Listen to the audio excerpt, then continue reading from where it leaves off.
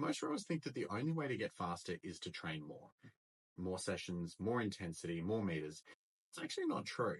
What you actually need is a simple testing-based process that builds elite performance, even if you can only train once per day. And in this deep dive, I'm going to show you exactly how that works. Now, you're probably wondering, is this really possible for someone like me? And I get it. You're not a full-time athlete. You've got a career, maybe a family, and limited time. But you're still ambitious. You want to improve, and you want to be able to get results. What I'm about to walk you through is the exact system that I've used to help hundreds of busy rowers set PBs, many of them over 40, many of them on less than 5 sessions a week. And I'm not going to be telling you to train harder or wake up earlier. I'm going to show you a smarter way that you can build real speed with less time and more control. So let's get into it. Before we do that, my name is Sam Jutney and I run Top Crew Academy. I've been a high performance rowing coach, a school director, a club coach, and I've helped more than 1,000 rowers over the last 20 years get their best results in rowing. Before I show you how the system works, let me show you what it can look like in action. This is John. He works full time, and like a lot of rowers, he spent years training hard, but not necessarily getting any faster. In the first 8 weeks following this process, he took 7 seconds off his 1K time, setting a new PB. And a few months later, he won gold at the Oceania Coastal Rowing Championships. He also beat his main rival in the single, who was someone he'd never managed to beat before in his life. This season, he's gone on to take 11 seconds off his PB, and for the first time ever, he was selected to row for his state, which was a goal he'd had since he was a schoolboy. If this already sounds like something that you want for yourself, I break this whole system down in a free 30-day email sequence called the Busy Rowers Blueprint. It's 1 lesson per day, 1 outcome to help you row faster without training like a full-time athlete. It's linked below and it's completely free. Now, you're probably thinking, this sounds great for him, but does this actually work for other people? And the answer is yes. Over the last 12 months, I've helped more than 100 rowers, most of them training 4 or 5 times a week, take an average of 14.2 seconds off their 2K times in just the first 8 weeks. At the Australian Masters Championships in May of this year, 10 of my athletes won gold in 19 different events. And if we'd entered as a club, we actually would have topped the medal tally. I've been refining this system for nearly a decade, specifically to maximize performance for rowers who don't have the luxury of training twice a day. It wasn't designed with full-time athletes in mind, but it actually has helped rowers medal at international competitions. So if you want to row faster without blowing up your life, this is how. Now, let's be honest, most busy rowers, especially masters, don't have a real plan. They're either following a cookie-cutter program that they found online, which was probably designed for 2,000 meters rather than 1K, or worse, they're just throwing sessions together when they arrive at the shed, hoping that it all adds up at the end of the season.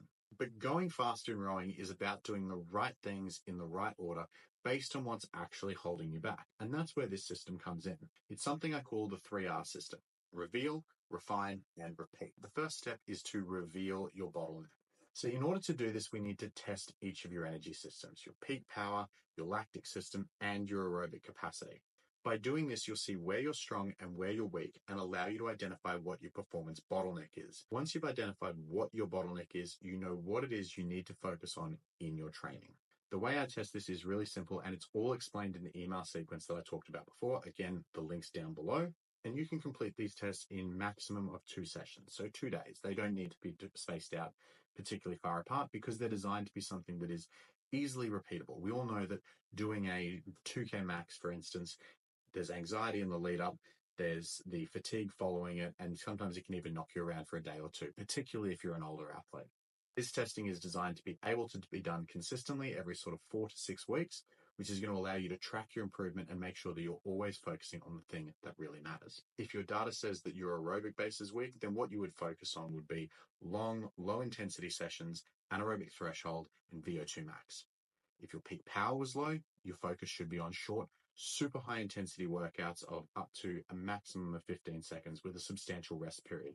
This is so you can focus on producing a true maximum output in each of those efforts. And if your lactic energy system was what was weak, which is probably the least common of the 3, then you'd target that either with anaerobic power training or with lactic tolerance training, depending on whether you were weighted more towards the aerobic or the peak power side. The key thing in all this is that you're not trying to improve everything at once, and you're not doing it in a random order.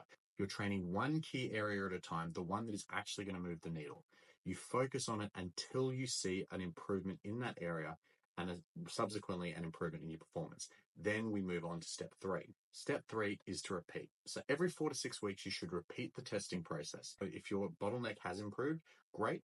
Now you identify what the next bottleneck is, or if it hasn't, you adjust the training, and you continue to focus on the same area. And this is the big difference between most of the cookie cutter generic programs that you see online. This is a feedback loop. You test, you train, you retest, and you adapt.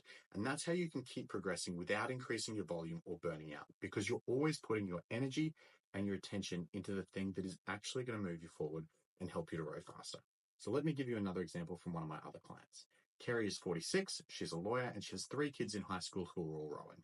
Most mornings, she's dropping them off at the sheds and then goes to her own training, usually around 6 a.m. After her own training, she'll have breakfast, get changed, and then she'll head into the city for court or client meetings.